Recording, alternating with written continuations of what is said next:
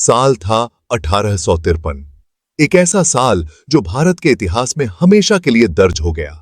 उस समय भारत पर अंग्रेजों का राज था और ये वो दौर था जब भारत एक ऐसे बदलाव के कगार पर था जिसने इसके भविष्य को ही बदल डाला।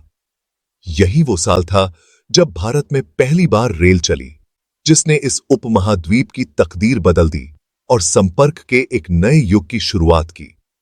ब्रिटिश ईस्ट इंडिया कंपनी अपने आर्थिक और राजनीतिक फायदे के लिए इस महत्वपूर्ण कार्य को बड़ी महत्वाकांक्षा के साथ अंजाम दे रही थी।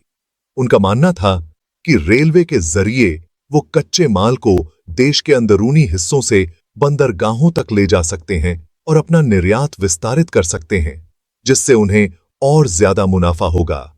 उन्हें विश्वास था कि रेलवे विशाल भारतीय क्षेत्र पर उनके नियंत्रण को और मजबूत करेगा, जिससे प्रशासन और सेना को एक जगह से दूसरी जगह ले जाना आसान हो जाएगा। उस समय भारत के गवर्नर जनरल लॉर्ड डलहौजी ने इस बड़े सपने को साकार करने में अहम भूमिका निभाई। उनका सपना था कि पूरे भारत में रेलवे का एक ऐसा जाल बिछे जो सभी बड़े शहरों को जोड़े और व्यापार, संचार और लोगों की आवाजाही को आसान बनाए।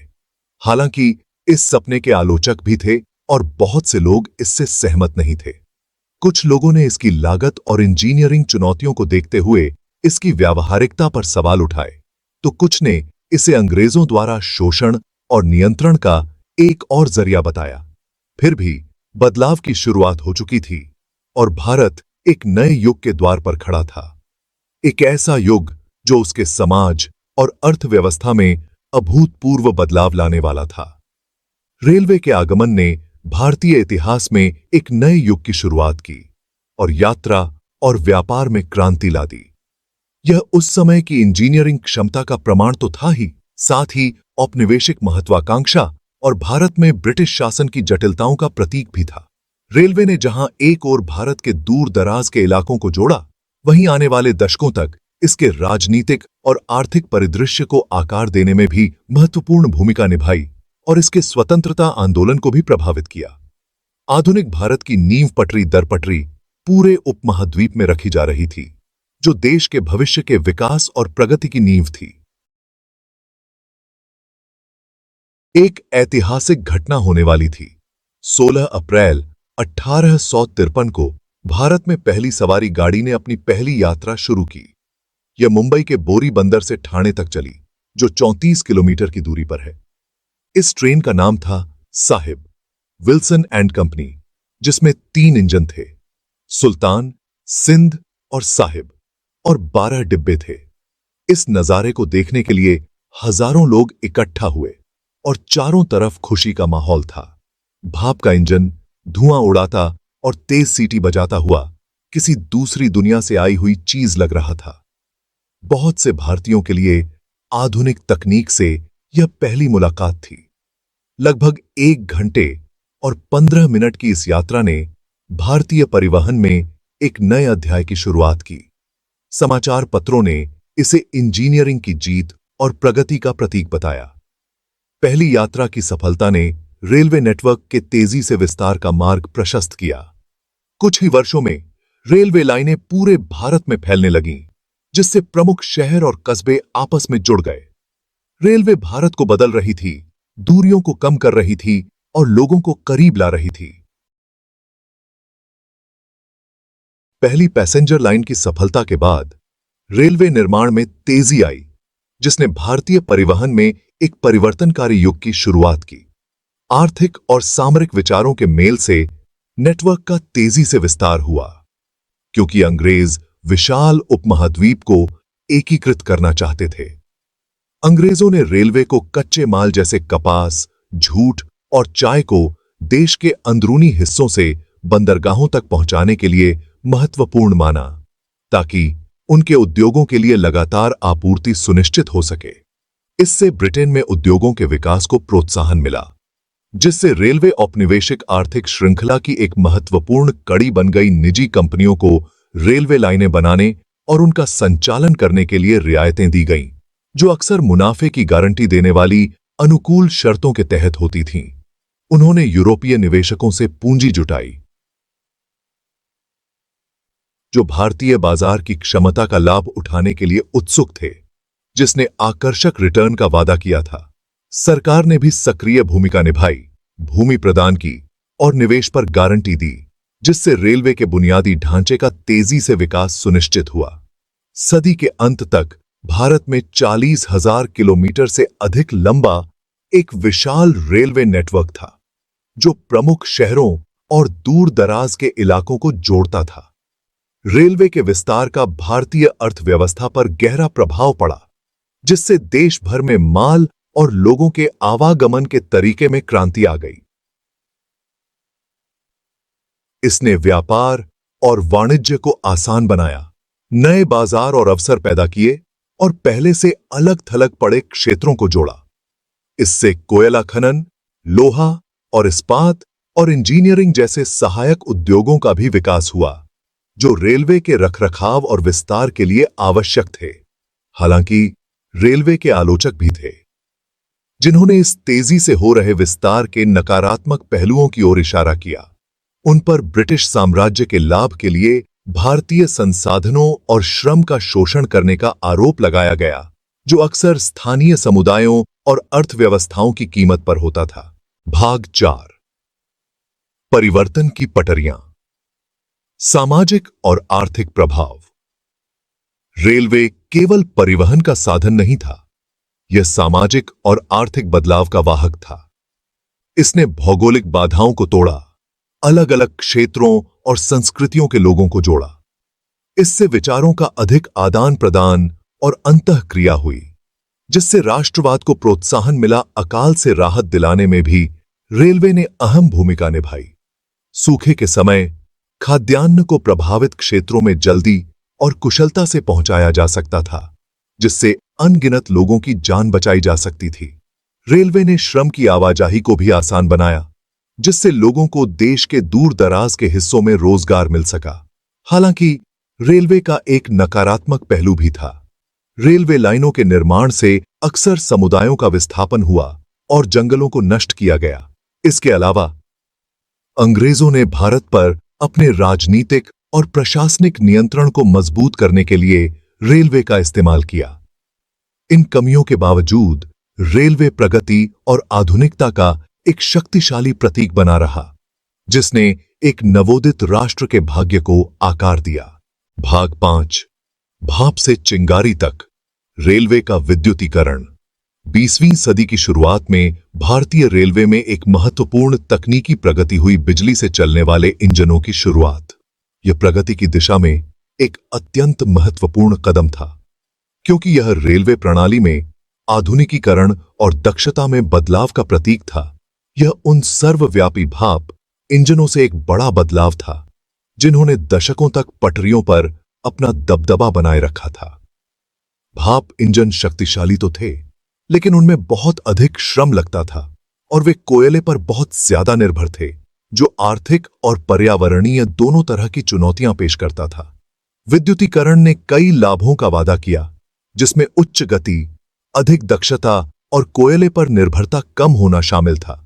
बिजली से चलने वाली ट्रेनों की ओर अग्रसर होना रेलवे नेटवर्क के समग्र प्रदर्शन में सुधार का एक तरीका माना गया था। भारत में पहली इलेक्ट्रिक ट्रेन 3 फरवरी 1925 को बॉम्बे विक्टोरिया टर्मिनस, जिसे अब छत्रपति शिवाजी महाराज टर्मिनस कहा जाता है, और कुर्ला हार्बर के बीच चली। यह पहली यात्रा भारतीय रेलवे के इतिहास में एक महत्वपूर्ण मील का पत्थर थी। इसने भारतीय रेलवे के लिए एक नए युग की शुरुआत की। इस शुरुआती सफलता ने देश भर में आगे विद्युतीकरण परियोजनाओं का मार्ग प्रशस्त किया। हालांकि रेलवे लाइनों का विद्युतीकरण एक धीमी प्रक्रिया थी, जो अक्सर आर्थिक विचारों और बिजली के बुनियादी ढांचे की उपलब्धता से प्रेरित थी। इसके लिए सावधानीपूर्वक योजना और महत्वपूर्ण निवेश की आवश्यकता थी। भाप से बिजली के इंजन में परिवर्तन एक धीमी लेकिन स्थिर प्रक्रिया थी। इसमें न केवल नए इंजनों की शुरुआत शामिल थी, बल्कि बिजली से चलने वाली ट्रेनों को सपोर्ट करने के लिए मौजूदा रेलवे के बुनियादी ढांचे को अपग्रेड करना भी शामिल था। दशकों से अधिक रेलवे लाइनों का विद्युतीकरण किया गया, खासकर शहरी क्षेत्रों में और अधिक ट्रैफिक वाले मार्गों पर। इससे रेलवे नेटवर्क की दक्षता और विश्वसनीयता में सुधार करने में मदद मिली। बिजली के इंजन अपनी उच्च गति और कम परिचालन लागत के साथ अपने भाप समकक्षों की तुलना में अधिक कुशल और पर्यावरण के अनुकूल साबित हुए। उन्होंने वायु प्रदूषण और ध्वनि प्रदूषण के स्तर को कम करने में भी योगदान दिया। भारतीय रेलवे के आधुनिकीकरण और इसकी दक्षता में सुधार के लिए यह तकनीकी बदलाव महत्वपूर्ण था। विद्युतीकरण की दिशा में यह कदम आज भी जारी है, जिसमें विद्युतीकृत नेटवर्क के और विस्तार के उद्देश्य से परियोजनाएं चल रही हैं। दार्जिलिंग स्टीम ट्रामवे और दार्जिलिंग हिमालयन रेलवे में दार्जिलिंग स्टीम ट्रामवे, बाद में दार्जिलिंग हिमालयन रेलवे ने सिलीगुड़ी से कुर्सियांग तक अपनी पहली लाइन शुरू की और 1881 में इसे दार्जिलिंग तक बढ़ाया गया। यह नैरो गेज रेलवे थी और इसे 1999 में विश्व धरोहर का दर्जा मिला, जिससे यह एशिया की पहली ऐसी रेलवे बनी। दोस्तों, जैसे जैसे हम भारतीय रेलवे के विद्युतीकरण की यात्रा पर निकलते हैं, हमें भाप के इंजन की विरासत को याद रखना भी जरूरी है, जिन्होंने इस रास्ते को तैयार किया। इस विरासत में एक जाना माना नाम है विराट लोकोमोटिव। अब विराट के नाम से मशहूर लोकोमोटिव नंबर AWE 222907 एक ब्रॉड गेज भाप इंजन है, जिसे 1943 में अमेरिका के फिलाडेल्फिया में बॉल्डविन लोकोमोटिव वर्क्स ने बनाया था। इसे ग्रेट इंडियन पेनिनसुला रेलवे के लिए भारत लाया गया था। AWE का मतलब होता है अमेरिकन वॉर डिजाइन, जो दूसरे विश्व युद्ध के दौरान इसके बनने का गवाह है, जब ब्रिटिश निर्माता युद्ध में व्यस्त थे। AWE लोकोमोटिव को हल्के बार फ्रेम और हल्के पहियों के साथ बनाया गया था, जिससे ये अपने पुराने भारी मॉडलों की तुलना में तेज, ज्यादा कुशल और रखरखाव में आसान थे। इन खूबियों ने इन्हें जल्दी ही पसंदीदा विकल्प बना दिया और पुराने मॉडलों की जगह ले ली। आज विराट को दिल्ली के पास रेवाड़ी स्टीम सेंटर में चलने की हालत में रखा गया है। इतिहास का यह जीवंत हिस्सा भाप के युग के योगदान की याद दिलाता है, जिसने भारतीय रेलवे के विकास में अहम भूमिका निभाई। जैसे हम हाई स्पीड और विद्युतीकृत ट्रेनों की ओर अग्रसर हो रहे हैं, विराट जैसे भाप इंजनों की विरासत हमें प्रेरित करती रहती है और भारतीय रेलवे की स्क्रोम शुरुआत से लेकर उसके आधुनिकीकरण के प्रयासों तक की अद्भुत यात्रा की याद दिलाती है। भाग 6, समय के साथ रेस। भारत में हाई स्पीड रेल। हाल के वर्षों में भारतीय रेलवे ने देश भर में हाई स्पीड रेल कॉरिडोर शुरू करने की एक महत्वाकांक्षी योजना शुरू की है। इस कदम का उद्देश्य लंबी दूरी की यात्रा में क्रांति लाना और तेज और अधिक कुशल परिवहन की बढ़ती मांग को पूरा करना है। इस पहल की सबसे महत्वपूर्ण परियोजना Mumbai Ahmedabad high speed rail corridor है, जो भारत की पहली बुलेट ट्रेन परियोजना होगी। जापान की तकनीकी सहायता से बनाई जा रही यह परियोजना 500 किलोमीटर से अधिक की दूरी तय करेगी और दोनों शहरों के बीच यात्रा के समय को घटाकर सिर्फ 2 घंटे से कुछ अधिक कर देगी। 320 किलोमीटर प्रति घंटे की रफ्तार से चलने में सक्षम बुलेट ट्रेन अपने अधिकांश रास्ते में एलिवेटेड ट्रैक पर चलेगी, जिससे जमीन अधिग्रहण के मुद्दों को कम से कम किया जा सकेगा। हाई स्पीड रेल की शुरुआत से भारतीय अर्थव्यवस्था पर महत्वपूर्ण प्रभाव पड़ने की उम्मीद है, जिससे पर्यटन को प्रोत्साहन मिलेगा, रोजगार के अवसर पैदा होंगे और क्षेत्रीय विकास को गति मिलेगी। यह भारत की तकनीकी क्षमताओं और उन्नत रेल ढांचे वाले देशों की श्रेणी में शामिल होने की उसकी आकांक्षाओं का भी प्रमाण है। भाग 6, समय के साथ रेस। भारत में हाई स्पीड रेल। हाल के वर्षों में भारतीय रेलवे ने देश भर में हाई स्पीड रेल कॉरिडोर शुरू करने की एक महत्वाकांक्षी योजना शुरू की है। इस कदम का उद्देश्य लंबी दूरी की यात्रा में क्रांति लाना और तेज और अधिक कुशल परिवहन की वृद्धि मांग को पूरा करना है। इस पहल की सबसे महत्वपूर्ण परियोजना Mumbai Ahmedabad high speed rail corridor है, जो भारत की पहली बुलेट ट्रेन परियोजना होगी।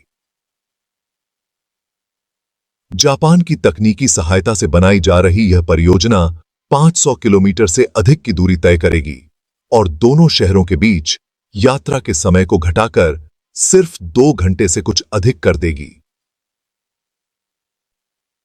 320 किलोमीटर प्रति घंटे की रफ्तार से चलने में सक्षम बुलेट ट्रेन अपने अधिकांश रास्ते में एलिवेटेड ट्रैक पर चलेगी, जिससे जमीन अधिग्रहण के मुद्दों को कम से कम किया जा सकेगा।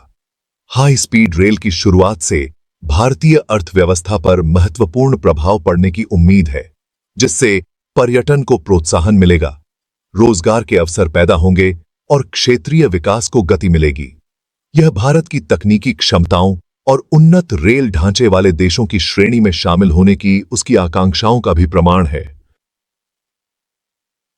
भारत जैसे भविष्य की तरफ बढ़ रहा है, रेलवे का सपना भी बदलता जा रहा है। हाई स्पीड रेल कॉरिडोर के साथ अब देश टिकाऊ और सबको साथ लेकर चलने वाली तरक्की पर ध्यान दे रहा है। भारतीय रेलवे 2030 तक 100% इलेक्ट्रिफिकेशन हासिल करने के लिए कटिबद्ध है। इससे कार्बन फुटप्रिंट काफी कम होगा और हमारी धरती को हरा भरा बनाने में मदद मिलेगी। ऑपरेशनल एफिशिएंसी और पैसेंजर सेफ्टी बढ़ाने के लिए एआई और आईओटी जैसी एडवांस टेक्नोलॉजी को शामिल करने के भी प्रयास चल रहे हैं। मॉडर्न सुविधाओं और डिजिटल इंटरफेस वाले स्मार्ट स्टेशन बनाए जा रहे हैं, ताकि यात्रियों को एक अच्छा ट्रैवल एक्सपीरियंस मिले। इसके अलावा भारत हाइपरलूप टेक्नोलॉजी की संभावनाएं भी तलाश रहा है। ये 1000 किलोमीटर प्रति घंटे से भी ज्यादा की स्पीड से चलने का वादा करता है। ये भविष्य का ट्रांसपोर्ट मोड बड़े शहरों को कुछ ही समय में जोड़ सकता है। इससे शहर और गांव के बीच की दूरी और कम हो जाएगी। भारतीय रेलवे इस महत्वाकांक्षी यात्रा पर निकल चुका है। ये राष्ट्रीय एकता और प्रगति का प्रतीक बना हुआ है। अपनी साधारण शुरुआत से लेकर हाई स्पीड सपनों तक रेलवे नेटवर्क देश की जीवन रेखा बना हुआ है। ये आर्थिक विकास को बढ़ावा देता है, सामाजिक बदलाव लाता है और भारत को एक टिकाऊ और समृद्ध भविष्य की ओर ले जा रहा है। आइए हम सब मिलकर भारतीय रेलवे की इस अविश्वसनीय यात्रा को एक्सप्लोर करें और इसे सेलिब्रेट करें।